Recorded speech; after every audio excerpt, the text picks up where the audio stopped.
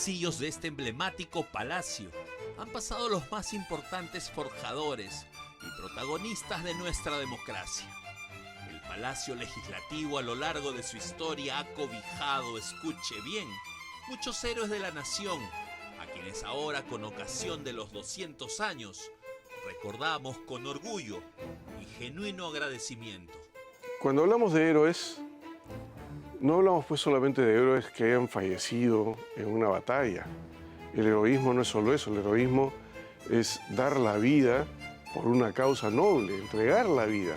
Desde el Parlamento de la República, muchos sacrificaron la vida sirviendo a los demás. Otros, defendiendo con firmeza sus ideales y la concepción de lo que ahora conocemos como país. En suma, defendieron en el campo de batalla y desde el Congreso sus ideas de independencia, ideas de una patria libre y soberana.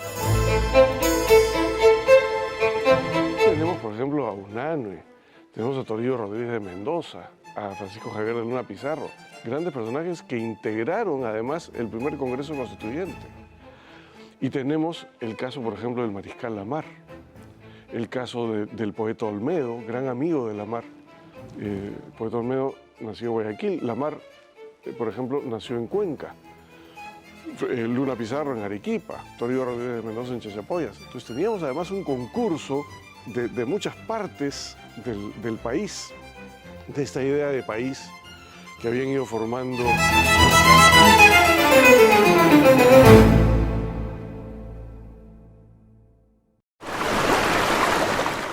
un personaje que fue elegido diputado por el departamento de Puno. Referimos a José Domingo de la Mar, quien a pocas horas de acudir a la instalación del primer Congreso Constituyente fue elevado por los demás diputados a la presidencia de la Suprema Junta Gubernativa del Perú. Su función, suceder al gobierno protectoral de don José de San Martín. El Congreso se reservó el Poder Ejecutivo. Cuando se va a San Martín, se produce un vacío en el Poder Ejecutivo.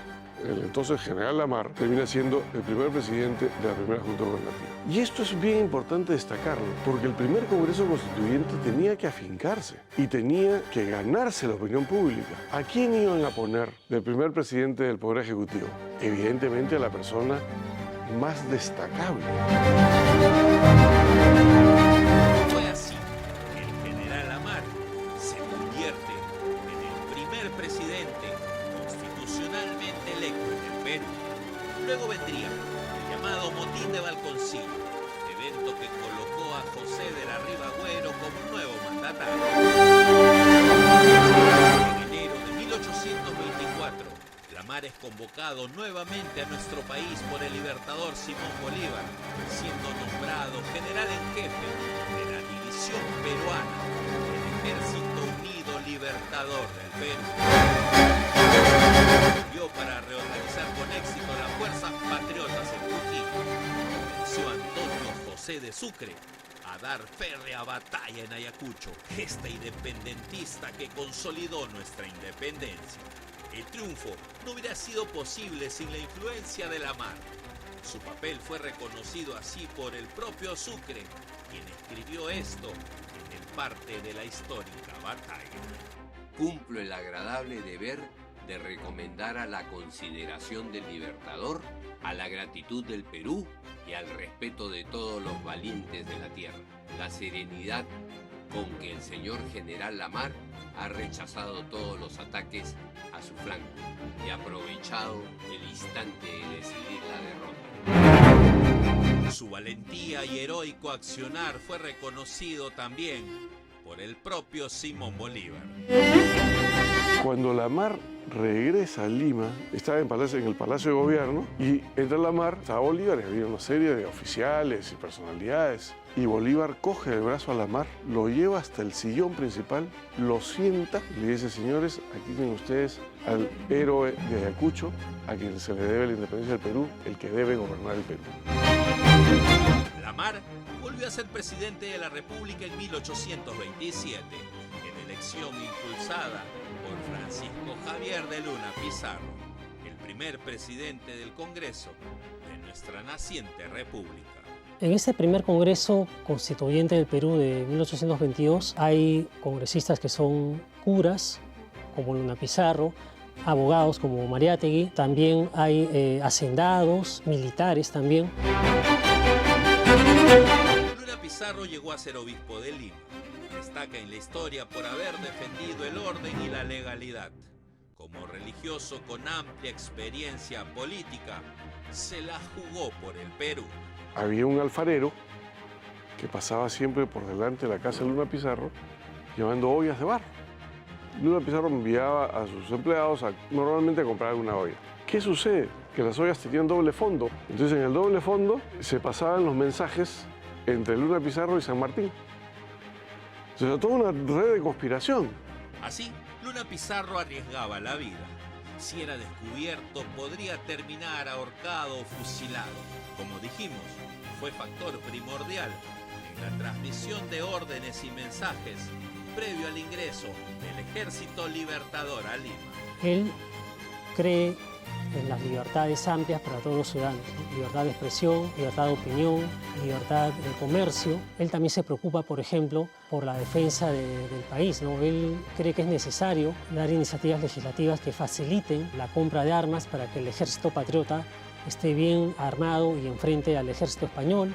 Francisco Javier de Luna Pizarro Pacheco fue secretario de la Sociedad Patriótica presidida por Hipólito Unanue. Perteneció a la Junta Conservadora de la Libertad de Imprenta y miembro de la comisión política que preparó la primera constitución política del Perú de 1823. Era un hombre de mucha experiencia, como habíamos dicho, y él da las pautas para que se aprueben los artículos, ¿no? Las votaciones, en fin, ¿no? La valía de Luna Pizarro está en eso, su experiencia política, su capacidad de conciliar intereses y de hacer poner de acuerdo a muchos congresistas que estaban en discusiones permanentes y de facilitar los debates. Luna Pizarro fue electo por el departamento de Arequipa, llegando a ser 4 veces presidente del Parlamento Nacional. Durante estos 200 años, actitudes heroicas de quienes han formado este Congreso sobran. En 1881, por ejemplo, hubo un oficial mayor que al estallar la guerra con Chile no lo pensó 2 veces y sin tener formación militar se uniformó y salió de su cómoda oficina en el Congreso para defender al Perú. José María Hernando era abogado, no tenía por qué participar en estos hechos de armas y al presentarse el enemigo, él va y combate como soldado y todavía en el puesto más peligroso, portaestandarte. O sea, él resguarda la bandera nacional y muere envuelto en la bandera nacional en la batalla de Miraflores. Otro compatriota, parte del Congreso y que ofrendó su vida aquella vez, fue el edecán del Senado Nacional, Máximo Isaac Abril, a quien no le importó padecer de pulmonía y se ofreció a combatir. Junto al oficial mayor José María Hernando, estuvo también un valiente redactor del diario de debates del Congreso. Javier Fernández era un humilde trabajador de la Cámara que tenía 10 hijos y los dejó huérfanos y muere en la batalla de Miraflores, ¿no? Y no es el único, el exdiputado Manuel Pino también muere en aquella batalla de Miraflores, el 15 de enero, ¿no? De 1881. Son héroes del Perú, pero particularmente son héroes del Congreso, ¿no? El tiempo queda corto para enumerar a los héroes de este Congreso. Faltan minutos para contar sus actos ejemplares. En la próxima entrega, la historia de otros tantos hombres valientes que ofrendaron su vida por el Perú y pertenecieron a este histórico y soberano Congreso de la República.